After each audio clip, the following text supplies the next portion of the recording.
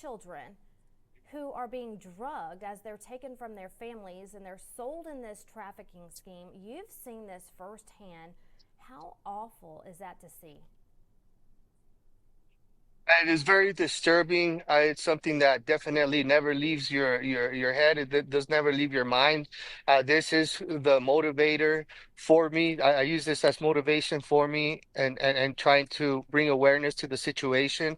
Uh, might I remind your audience that during the Biden administration, they removed all kind of DNA testing, and that video was filmed maybe about a week after that was removed, where individuals were now bringing sedated children across the border.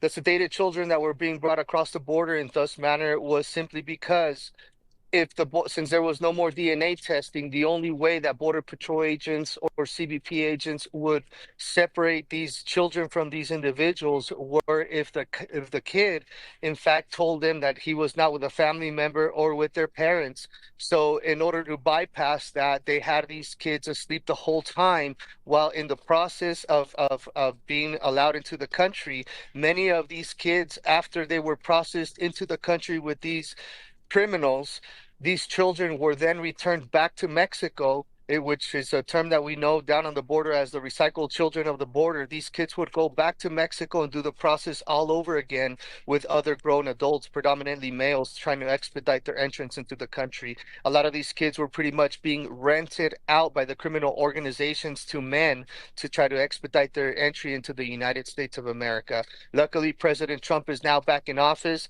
DNA testing has resumed again, and this is not happening anymore. There has been zero illegal into the country this whole past month, thanks to President Trump.